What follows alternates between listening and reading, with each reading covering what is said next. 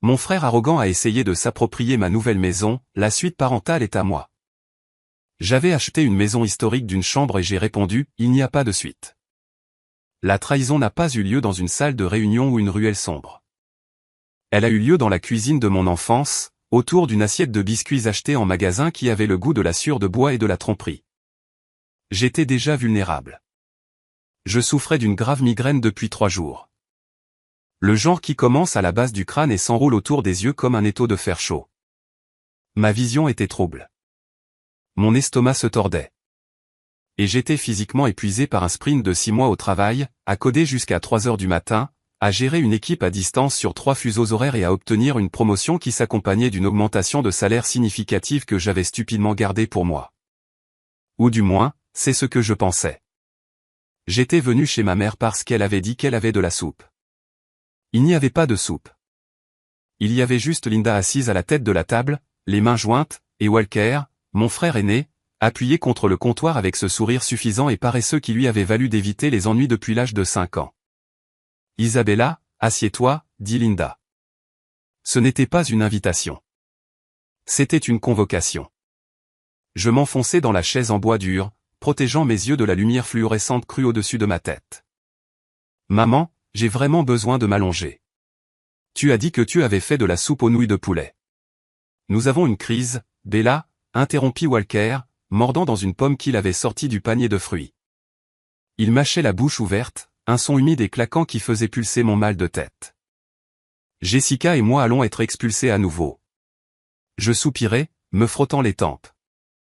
Walker, c'est la 3e fois en 2 ans. Je t'ai dit que je ne pouvais plus te prêter d'argent pour le loyer. Je viens littéralement de rembourser mes prêts étudiants.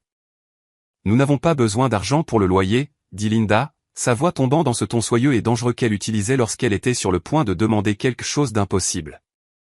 Nous avons besoin d'une solution, une solution permanente. Je l'ai regardée, confuse. D'accord, alors Walker doit trouver un emploi qui rapporte plus que le salaire minimum, ou Jessica doit arrêter d'acheter des sacs à main de marque à crédit. Walker jeta le trognon de pomme dans la poubelle. Ne commence pas avec ces conneries de jugement. Tu ne sais pas la pression que je subis. Voici le plan, annonça Linda, faisant glisser un morceau de papier sur la table. C'était un imprimé Zillow. Je sais que tu cherchais à acheter une maison. Tu as économisé pendant 5 ans. J'ai vu tes relevés bancaires. Le sang me glaça les veines. Tu as fouillé mon courrier. Je rangeais, dit-elle en agitant la main d'un air dédaigneux, comme si violer ma vie privée était la même chose que de dépoussiérer une étagère. Le fait est que tu as assez pour un acompte sur une propriété substantielle. Celle-ci. Je regardais la feuille. C'était un vaste colonial de 5 chambres dans le quartier scolaire le plus cher du comté. C'était 3 fois mon budget. Maman, c'est fou, murmurai-je. Je cherche un petit bungalow juste pour moi. Ne sois pas égoïste, lâcha Linda. Walker, Jessica et les enfants ont besoin d'un endroit. Tu achètes cette maison. Tu prends la suite parentale dans le grenier. C'est très privé. Et ils prennent les étages principaux. Tu paies le prêt immobilier. Ils couvrent les charges quand ils peuvent. Tu veux que j'achète un manoir que je ne peux pas me permettre d'héberger une famille de 5 que je n'ai pas créée? Demandai-je, ma voix tremblante, non pas de peur, mais d'une rage soudaine et bouillante. C'est ce que fait la famille, dit Walker en me faisant un clin d'œil. De plus, tu es célibataire. À quoi as-tu besoin d'espace? Nous te rendons service. Tu ne seras pas seul. L'audace était si lourde qu'elle me serrait la poitrine. Il ne me voyait pas comme une fille ou une sœur. Il me voyait comme un portefeuille sur pattes. Il voyait mon travail acharné, mes nuits tardives, mon stress migraineux comme rien de plus qu'une ressource à exploiter pour Walker. Je ne le ferai pas, dis-je en me levant. Si tu ne le fais pas, dit Linda, ses yeux se rétrécissant en fente, alors ne t'embête pas à revenir pour Noël ou Pâques. Et ne t'attends pas à ce que je réponde quand tu appelles. Tu es de ton frère ou tu n'es pas ma fille. J'ai regardé Walker. Il souriait d'un air suffisant. Il savait qu'il avait gagné. Il savait que Linda était mon point faible, que j'aspirais à son approbation comme à une drogue. Mais en regardant son visage suffisant, quelque chose en moi s'est brisé. Ce n'était pas une rupture. C'était un déplacement. Un réalignement de plaques tectoniques au plus profond de mon âme. Bien, ai-je menti, ma voix vide. Je vais regarder la maison. La trahison n'était pas le fait qu'ils voulaient mon argent. C'était qu'ils étaient prêts à cannibaliser mon avenir pour nourrir la médiocrité de Walker. Le retour en voiture vers mon appartement exigu fut un flou de larmes et de nausées. J'ai dû m'arrêter 2 fois pour vomir sur le bord de la route, mon corps rejetant le stress qu'il venait de me faire subir. Mon téléphone vibrait incessamment sur le siège passager. Digne. Walker, Jess veut savoir si la maison a une piscine.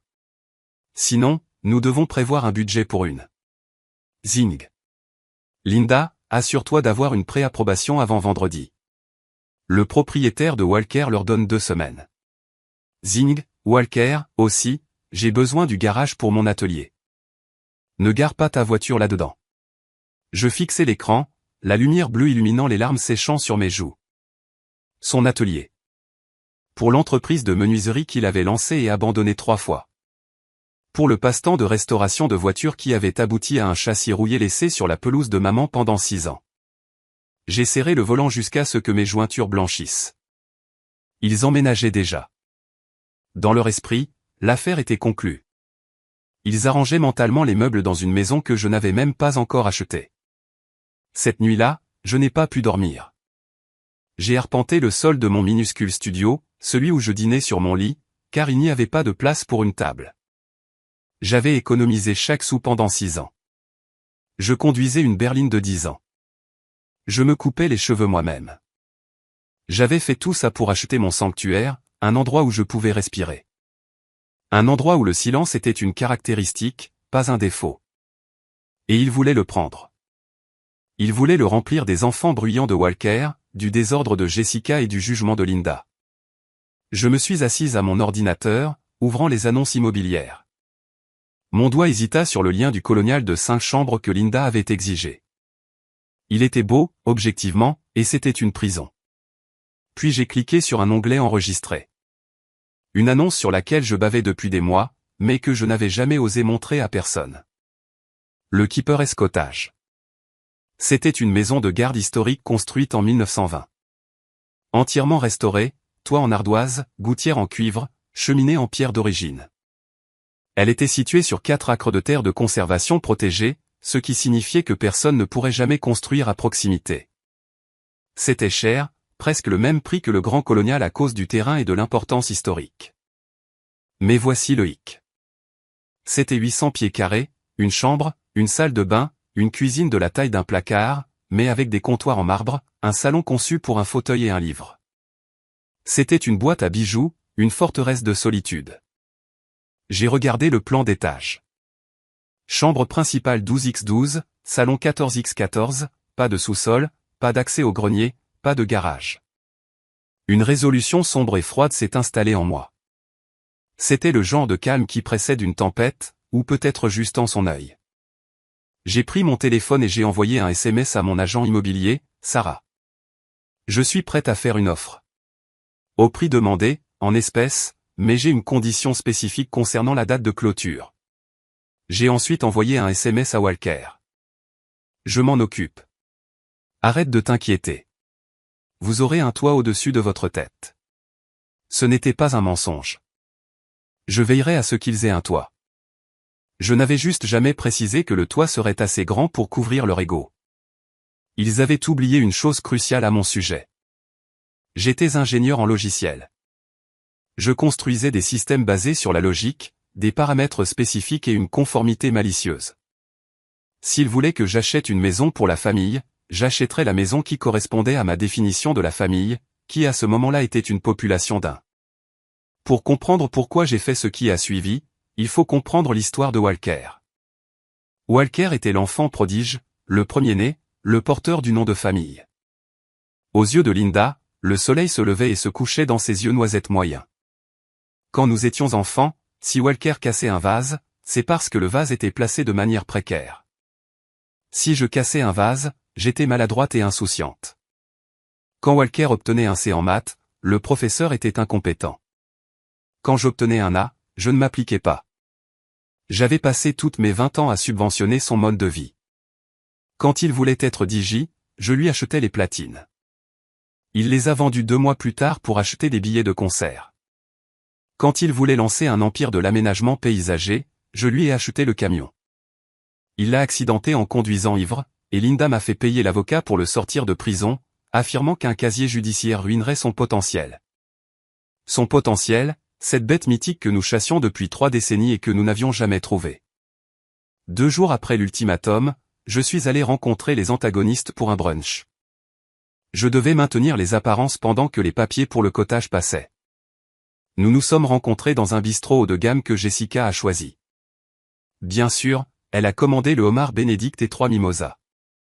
Jessica était une œuvre d'art à elle seule. C'était le genre de femme qui publiait des citations sur la culture de l'effort sur Instagram, mais n'avait pas travaillé à un emploi rémunéré depuis 2018. Elle croyait qu'elle était destinée à une vie de loisirs, et Walker l'avait convaincue qu'il était le vaisseau pour la lui apporter. Alors, Isabella, dit Jessica, agitant une fourchette dégoulinante de sauce hollandaise. Je regardais l'annonce que ta mère nous a montrée. La cuisine est un peu vieillotte. Nous allons devoir arracher ces armoires. Je veux un style shaker blanc et un évier de ferme.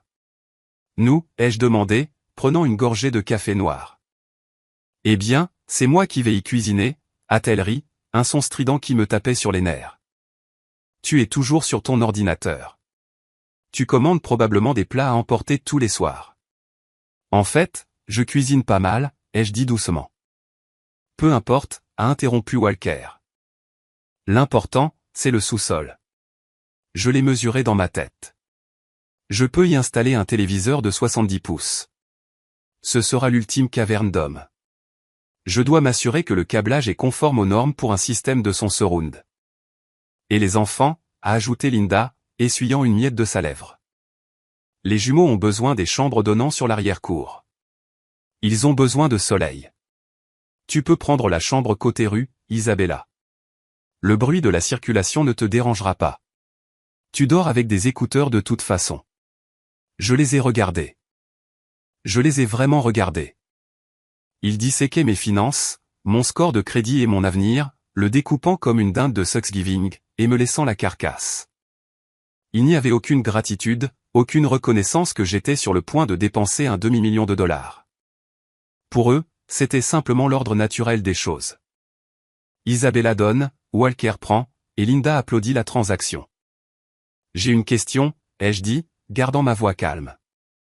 Si j'achète cette maison, cette immense maison, comment allez-vous faire pour aider avec les factures?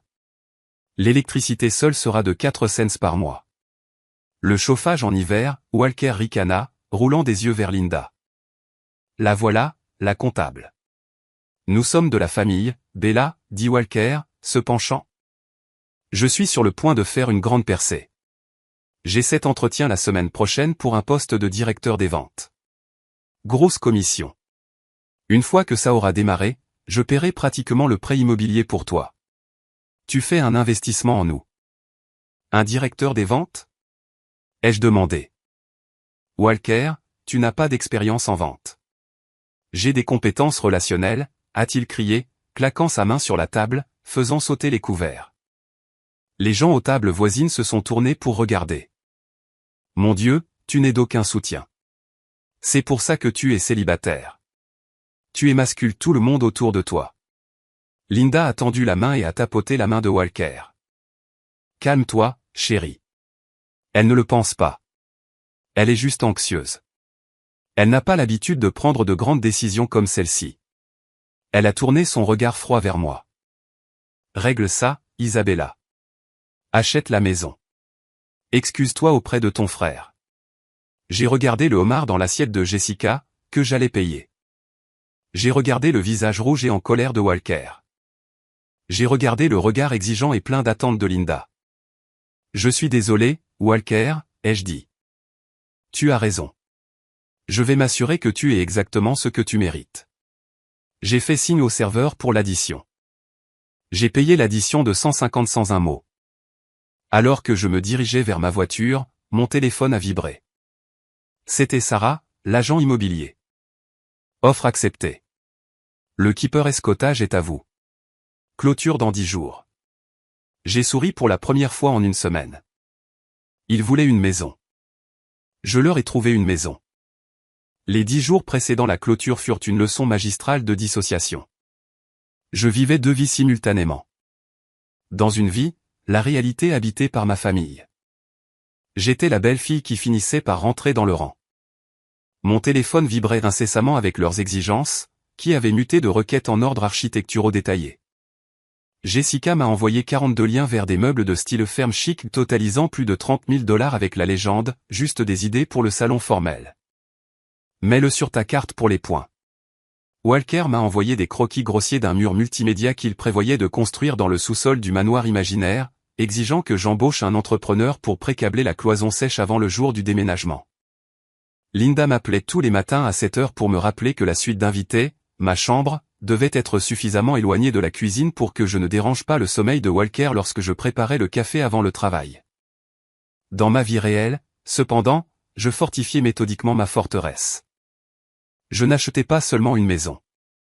J'achetais ma liberté, et je savais que cette liberté devrait être défendue. J'ai embauché un serrurier spécialisé pour installer des verrous sur la lourde porte en chêne du cottage. Le matin de la clôture, j'ai contacté le fournisseur d'accès Internet local pour installer une connexion de qualité professionnelle uniquement à mon nom, avec un mot de passe si complexe qu'il faudrait un superordinateur pour le casser. Mais l'étape la plus cruciale fut l'enquête. Je savais qu'une fois que j'aurais lâché la bombe, que le manoir n'existait pas et que le cottage était un sanctuaire à occupation unique, ils essaieraient de me culpabiliser pour me soumettre. Ils utiliseraient leur situation de dénuement comme une arme. Nous n'avons nulle part où aller. Nous serons dans la rue. J'avais besoin de levier. Je devais savoir exactement pourquoi ils étaient expulsés cette fois. Walker avait affirmé que le propriétaire vendait l'immeuble. Cela semblait plausible, mais les mensonges de Walker avaient toujours une odeur douce distincte, comme des fruits pourris. J'ai pris une demi-journée de congé et je suis allé au bureau du greffier du comté. Les registres publics sont une belle chose. Il m'a fallu 20 minutes pour trouver le numéro de rôle associé à l'adresse actuelle de Walker. Ce n'était pas une expulsion sans motif. C'était une action en justice pour destruction de propriété et rupture de bail. Je me suis assise sur un banc en bois dans le couloir, lisant la plainte sur ma tablette. Le propriétaire ne vendait pas. Il les expulsait parce que Walker avait tenté de rénover le logement en démolissant un mur porteur pour créer un flux à air ouvert, causant des dommages structurels à l'unité du dessus. Il y avait aussi des plaintes citées pour violation de bruit, et c'était le coup de grâce, occupant non autorisé. J'ai continué à lire. Le jugement incluait des photos, des trous dans les cloisons sèches, un tapis taché de ce qui ressemblait à de l'huile moteur, une arrière-cour remplie de pièces de voitures rouillées. Puis j'ai appelé une amie à la direction des ressources humaines de l'entreprise où Walker prétendait avoir son grand entretien pour le poste de directeur des ventes. Isabella, a-t-elle chuchoté, clairement en douce. J'ai vérifié le système. Nous n'avons pas de Walker sur le calendrier des entretiens. Nous n'avons même pas de poste de directeur des ventes ouvert en ce moment. Nous sommes en gel d'embauche. Je l'ai remercié et j'ai raccroché. Mes mains tremblaient, non pas de peur, mais de la pure adrénaline de la validation. Il n'était pas malchanceux. Il était un menteur. Il allait détruire le manoir tout comme il avait détruit la location. Et il n'avait aucune perspective d'emploi pour payer les dégâts. J'ai tout imprimé, les documents judiciaires, les photos de l'appartement détruit, l'email confirmant le gel d'embauche. Je les ai mis dans une chemise cartonnée impeccable. Le matin de la clôture, j'ai signé les papiers d'une main ferme. Les clés du Keeper Escotage étaient lourdes, en vieux fer. Elles étaient froides et réelles. Félicitations, a dit l'agent immobilier. C'est une propriété unique, très intime. C'est parfait, ai-je répondu. Je suis allé à ma voiture et j'ai envoyé un seul message au chat de groupe familial. J'ai les clés. Retrouvez-moi à l'adresse que j'envoie maintenant. Amenez le Huol. Finissons-en. Le trajet vers la zone de conservation fut d'une lenteur agonisante. Je menais le convoi dans ma berline. Derrière moi, Walker conduisait un immense camion Huol de 26 pieds qu'il avait sans aucun doute payé avec la carte de crédit de Linda. Derrière lui se trouvait le SUV de Linda, rempli jusqu'au toit avec Jessica et les 3 enfants. Ils m'ont suivi en quittant l'autoroute principale, s'attendant à tourner vers Oak Creek et Stat, le lotissement où se trouvait le manoir. Au lieu de cela, j'ai signalé à gauche sur Old Mill Road. Mon téléphone a immédiatement sonné. C'était Walker. « Où vas-tu » a-t-il exigé, sa voix crépitant via le Bluetooth. Le GPS dit que les propriétés sont de l'autre côté. Raccourci, ai-je dit calmement. Fais-moi confiance. Nous avons traversé des bois denses, la route passant de l'asphalte au gravier concassé. Les arbres formaient une canopée au-dessus, bloquant le soleil. C'était magnifique pour moi, mais je savais que ça devait leur sembler déroutant.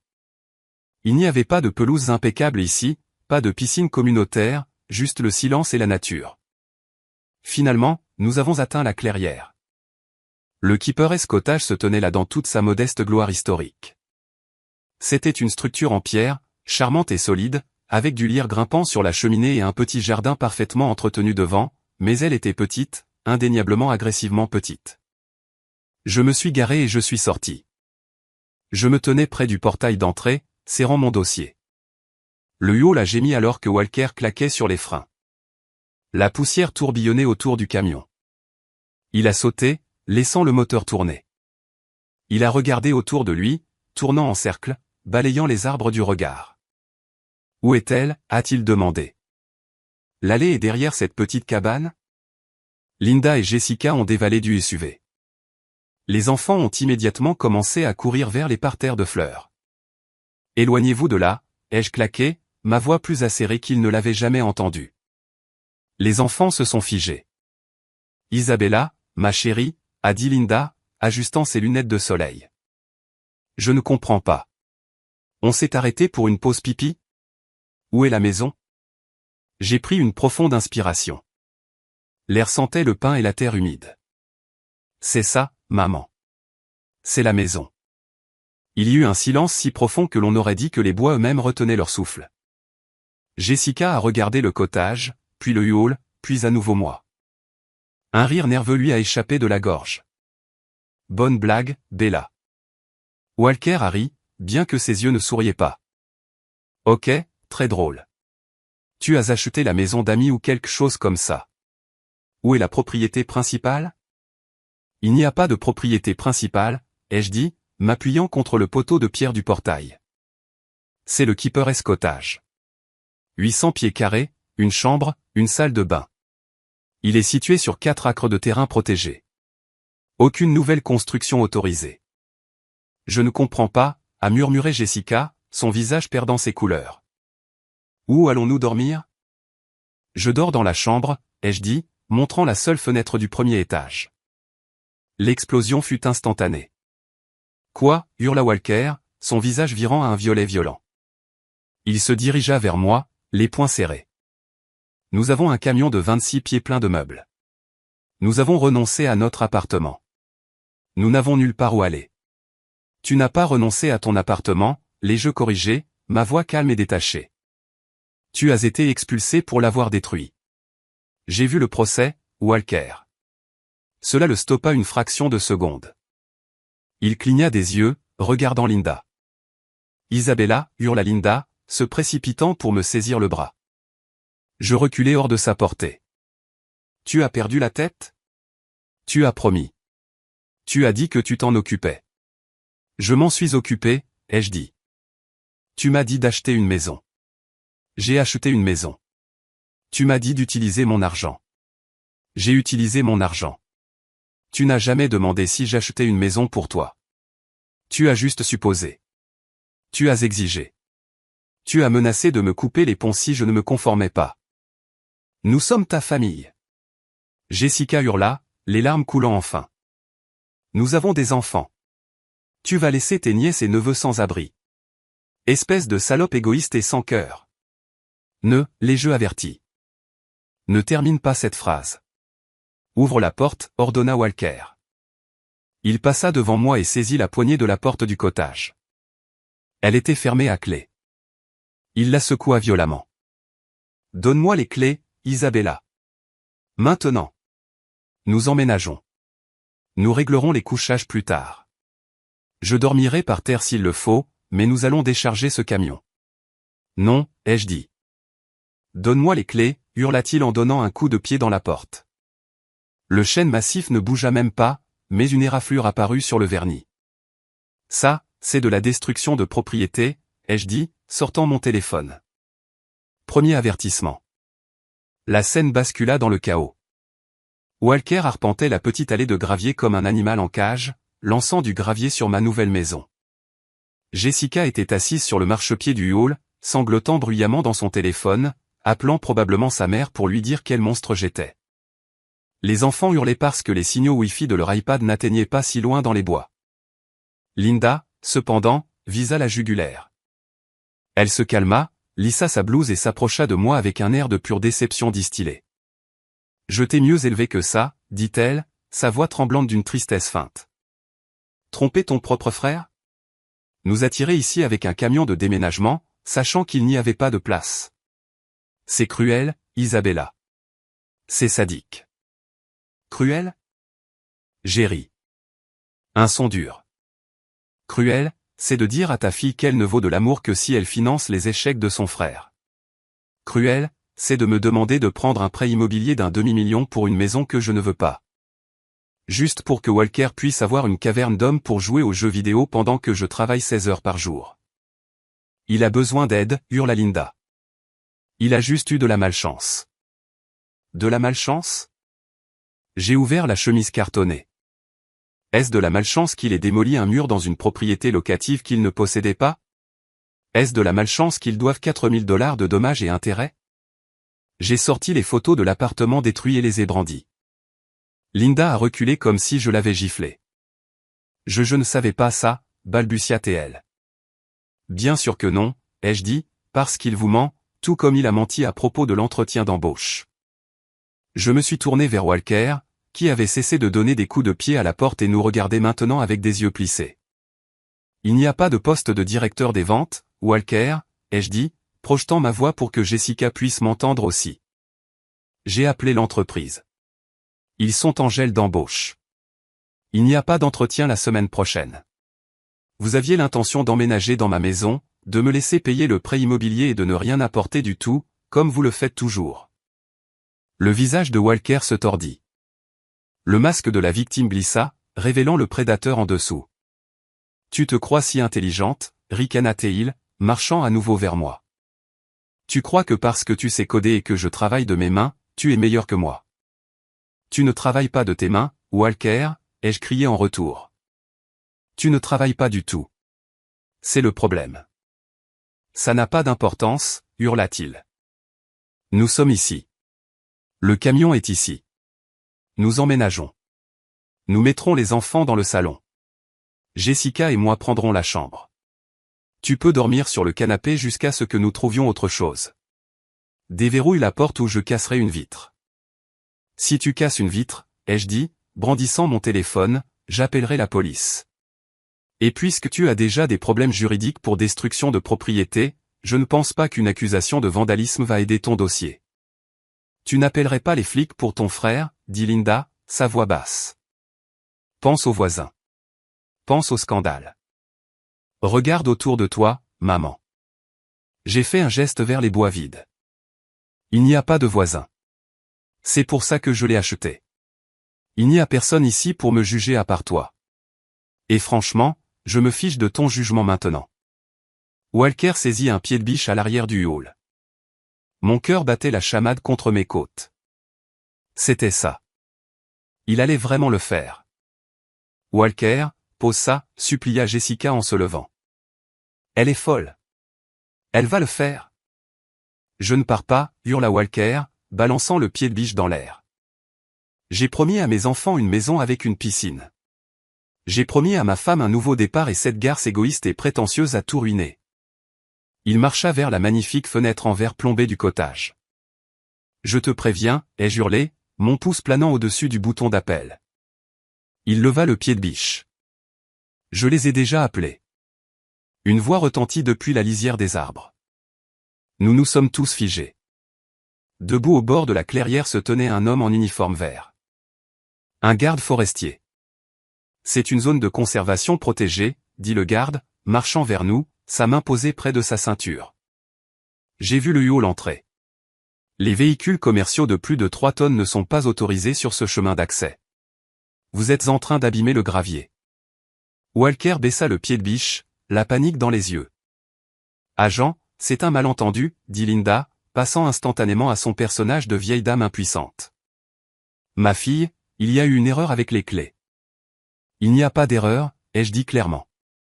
Je suis propriétaire de cette propriété. Ces personnes sont en infraction. Je leur ai demandé de partir et il vient de menacer de casser ma fenêtre. Le garde regarda Walker, puis le pied de biche dans sa main. Il me regarda, debout seul avec mon dossier de preuves. Monsieur, dit le garde, sa voix baissant d'une octave. Lâchez l'arme maintenant. Walker laissa tomber le pied de biche. Il frappa le gravier avec un bruit sourd. Tu vas le regretter, siffla Walker, sa voix tremblante de rage impuissante. Tu es morte pour moi. Bien, ai-je murmuré. J'essaie d'enterrer cette relation depuis des années. Le garde s'interposa entre nous. Madame, voulez-vous porter plainte? J'ai regardé ma famille. Linda avait l'air horrifiée, non pas par la violence de Walker, mais par le fait qu'un étranger en était témoin. Jessica sanglotait doucement, serrant ses enfants. Walker avait l'air de vouloir me tuer. Pas encore, ai-je dit, fixant Walker dans les yeux. Mais je veux qu'il soit escorté hors de ma propriété, et s'ils reviennent un jour, je les poursuivrai avec toute la rigueur de la loi. Le garde hocha la tête. Très bien, les amis. Allons-y, tournez le camion avec prudence. Alors que Walker remontait dans la cabine, claquant la porte si fort que le camion trembla, j'ai ressenti une étrange sensation dans ma poitrine. Ce n'était pas de la culpabilité. Ce n'était pas de la peur. C'était la première bouffée d'air frais que j'avais prise en 32 ans. Les semaines suivant l'affrontement dans la clairière furent plus calmes que prévu, mais le silence était lourd, comme l'air avant un orage. J'ai passé mes journées à m'installer dans le keeper escotage. Chaque matin, je me réveillais au son des oiseaux, non pas des SMS en colère. Je buvais mon café sur la petite terrasse en pierre, regardant la brume s'élever au-dessus de la prairie. C'était le paradis. Mais je savais que ce n'était pas fini. Les narcissiques ne disparaissent pas, ils se regroupent. Le point culminant arriva de manière prévisible lors d'un événement public où ils pensaient que je serais trop embarrassé pour faire une scène. C'était le mariage de ma cousine Sarah. J'avais hésité à y aller, mais Sarah et moi étions proches, et je refusais de laisser ma famille dicter ma vie sociale. Je suis arrivé à la salle de réception, l'air mieux que je ne l'avais été depuis des années. Ma peau était nette, ma posture détendue. Je portais une robe que j'avais achetée avec l'argent que je n'avais pas dépensé pour un prêt immobilier de 5 chambres. Dès que je suis entré, la température dans la pièce a semblé baisser. Linda tenait la cour à une grande table ronde près de la piste de danse, parlant d'une voix basse et dramatique à mes tantes. Walker et Jessica étaient là, l'air échevelé et affolé. Jessica portait une robe clairement trop chère, et Walker buvait un verre avec un froncement de sourcils sombres. J'ai pris place à une table loin d'eux, à côté de quelques amis de l'université. J'ai essayé d'ignorer les regards brûlants dans mon dos. Puis vinrent les discours. Après que le témoin ait terminé un toast maladroit, Walker se leva. Il n'était pas au programme. Il arracha le microphone au DJ, se balançant légèrement. « Je veux juste dire quelques mots », marmonna-t-il dans le micro. La pièce se tut. À la famille, à la loyauté, parce que certaines personnes dans cette pièce, elles ne connaissent pas le sens du mot. Mon estomac se serra. Il allait le faire. Il allait essayer de m'humilier devant 200 personnes. Ma sœur, il me désigna d'un doigt tremblant, le projecteur le suivant. Ma propre sœur, Isabella, elle a laissé ses nièces et neveux dormir dans un motel 6 pendant les 3 dernières semaines. Elle a acheté une maison pour elle, une petite cabane égoïste dans les bois alors que nous n'avions nulle part où aller. Elle a promis de nous aider. Elle a menti. Des halètements parcoururent la pièce. Les gens se tournèrent pour me regarder, leurs expressions un mélange de pitié et de jugement. Linda sanglotait dans une serviette à sa table, jouant parfaitement la mère en deuil. Elle a de l'argent, continua Walker, sa voix s'élevant. Elle a tellement d'argent qu'elle ne sait pas quoi en faire. Et elle nous a regardé lutter. Elle a appelé les flics sur moi alors que je voulais juste un endroit où mes enfants puissent dormir. Je me suis levé. Je n'ai pas crié. Je n'ai pas pleuré. J'ai simplement marché vers la table d'honneur, mes talons claquant sur le plancher de danse. J'ai fouillé dans mon sac à main et j'ai sorti le dossier Mani que je transportais partout depuis la clôture, calme mais amplifié par le silence de la pièce. Donne-moi le microphone. Non, hurla-t-il, le retirant. Tout le monde doit savoir quel genre de personne tu es. Ils le sauront, ai-je dit. Je me suis tourné vers le DJ qui avait l'air terrifié. Coupe son micro. Le DJ, sentant le changement de pouvoir, coupa le son. Walker cria dans un micro mort, l'air ridicule. Tout le monde m'entend bien, ai-je dit, projetant ma voix vers l'arrière de la pièce. Walker, tu veux parler de loyauté? Parlons des 15 000 $ que je t'ai donnés pour ton entreprise l'année dernière. Où est passé cet argent? C'est hors de propos, hurla-t-il. Parlons de l'appartement dont tu as été expulsé, ai-je poursuivi, ouvrant le dossier et sortant les photos. Je les ai brandis pour que les tables les plus proches puissent les voir. Celui que tu as détruit. Celui pour lequel tu dois 4 000 $. As-tu dit à tout le monde ici que tu avais démoli un mur sans permission? Des murmures éclatèrent. Ma tante se pencha pour regarder la photo de la cloison sèche détruite. Et le travail, ai-je dit, m'approchant de lui. Le grand entretien pour le poste de directeur des ventes, celui que tu as utilisé pour justifier que j'achète un manoir. J'ai appelé l'entreprise, Walker. Ils sont en gel d'embauche depuis 6 mois. Il n'y avait pas de travail. Tu avais l'intention d'emménager ta famille dans ma maison et de me faire tout payer indéfiniment. Le visage de Walker devint blanc. Il regarda Jessica. Elle le fixait, les yeux écarquillés d'horreur. Tu as dit que l'entretien était confirmé, murmura Jessica. Il t'a menti, Jess, ai-je dit doucement. Tout comme il a menti à maman. Il nous ment à tous depuis des années pour cacher le fait qu'il refuse de travailler. Elle ment, hurla Walker, se jetant sur les papiers. Elle a falsifié ça. Elle est jalouse de moi. Mais il était trop tard. La pièce avait changé. La pitié avait disparu, remplacée par le dégoût. Linda se leva, son visage un masque de fureur. Isabella, arrête ça. Tu es en train de ruiner le mariage de ta cousine.